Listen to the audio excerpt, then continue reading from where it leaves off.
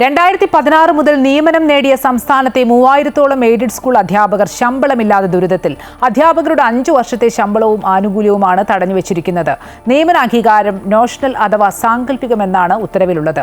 ഇക്കാരണത്താൽ ഇവരുടെ ശമ്പളവും സാങ്കല്പികമായി മാറിയിരിക്കുകയാണ്. 2016 മുതൽ 2021 വരെയുള്ള കാലയളവിൽ കേരളത്തിലെ വിവിധ എയ്ഡഡ് സ്കൂളുകളിൽ നിയമനം നേടിയ അധ്യാപകരാണ് ശമ്പളമില്ലാതെ വലയുന്നത്. അധിക തസ്തിക, വിരമിക്കൽ, സ്ഥാനക്കയറ്റം തുടങ്ങിയ വിവിധ തസ്തികകളിലാണ് ഇക്കാലയളവിൽ അധ്യാപകർക്ക് നിയമനം ലഭിച്ചിട്ടുള്ളത്. ഈ അധ്യാപകർക്ക് നിയമന തീയതി മുതൽ സേവന കാലയളവ് പരിഗണിച്ച് നോഷണൽ അഥവാ സാങ്കല്പികം എന്ന തലത്തിലാണ് നിയമന അംഗീകാരം നൽകി സർക്കാർ ഉത്തരവ് പുറപ്പെടുവിച്ചിട്ടുള്ളത്. അതിനാൽ ഈ കാലയളവിൽ അധ്യാപകർക്ക് ചെയ്ത ജോലിക്ക് ശമ്പളവും സാങ്കല്പികമായി കിടക്കുകയാണ്.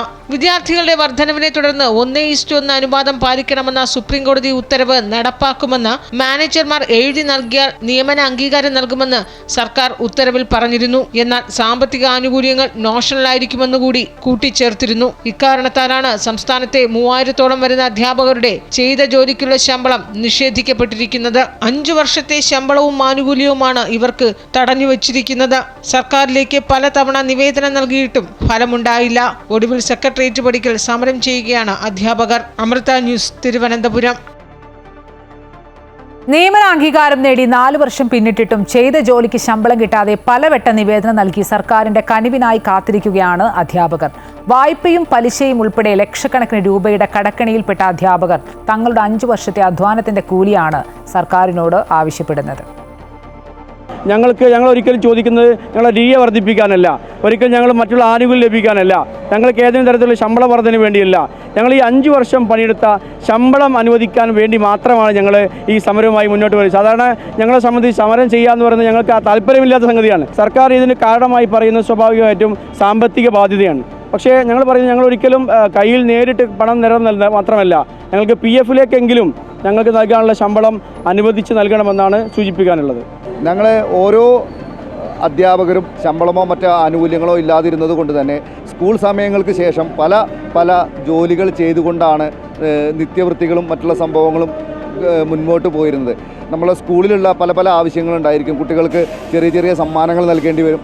അവർക്ക് വേണ്ടിയിട്ടുള്ള പല പഠന പ്രവർത്തനങ്ങൾക്കായിട്ടുള്ള ആവശ്യങ്ങൾക്കുള്ള സാധനങ്ങൾ വരെ വാങ്ങുന്നത് നമ്മളുടെ ഒഴിവ് സമയങ്ങളിലും അല്ലാത്ത മിച്ചം വരുന്ന സമയങ്ങളിലൊക്കെ ജോലി എടുത്തിട്ട് കിട്ടുന്ന ആ തുച്ഛമായ വരുമാനത്തിൽ നിന്നായിരുന്നു ബാക്കിയുള്ള കാര്യങ്ങളൊക്കെ നടന്നിരുന്നത്.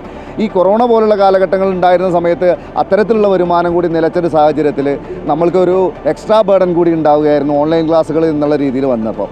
നമ്മൾക്ക് ഡാറ്റകൾ റീചാർജ് ചെയ്യാനും മറ്റുള്ള സംഭവങ്ങളൊക്കെ ഉണ്ടായിരുന്ന സമയത്ത് വളരെയധികം ബുദ്ധിമുട്ടുകൾ ഉണ്ടായിട്ടുണ്ട്. അതിൻ്റെ ഫലമായി നമുക്ക് പല ബാങ്കുകളിൽ നിന്നും ലോണുകളോ മറ്റുള്ള കാര്യങ്ങളൊക്കെ എടുക്കേണ്ടി വന്നിട്ടുണ്ട്. ഇങ്ങനെയുള്ള പല അധ്യാപകരും ഇപ്പോഴും അത്തരം ലോണുകൾ അടച്ചു തീർക്കാത്ത അവസ്ഥയിലാണ്. ഈ ഒരു കാലഘട്ടത്തിൽ എയ്ഡഡ് മേഖലയിലെ പ്രധാന വിഭാഗം അധ്യാപകരെന്ന് പറയുന്നത് സ്ത്രീജനങ്ങളാണ്. നമ്മൾ ചെയ്യുന്ന ജോലിക്ക് വേതനം ലഭിക്കുന്നില്ല. അതിനോടൊപ്പം തന്നെ നമ്മൾ വീട്ടിലെ കാര്യങ്ങളും അതിൻ്റെ പുറമെ നമ്മൾ സ്കൂളിലെ ആവശ്യങ്ങൾക്ക് വേണ്ടിയിട്ട് പണം കണ്ടെത്താൻ, അപ്പോൾ നമുക്ക് സ്കൂളിലേക്ക് പോകണമെങ്കിൽ വാഹനങ്ങൾ ഉപയോഗിക്കണം, അതിലേക്ക് പെട്രോൾ അടിക്കാൻ പൈസ വേണം, സ്കൂളിലെ പല പഠന പ്രവർത്തനങ്ങളിലേക്കും കുട്ടികൾക്ക് സപ്പോർട്ട് നൽകണമെങ്കിൽ അതിലേക്ക് സാധനങ്ങൾ വാങ്ങിക്കണം, അതിന് പണം വേണം.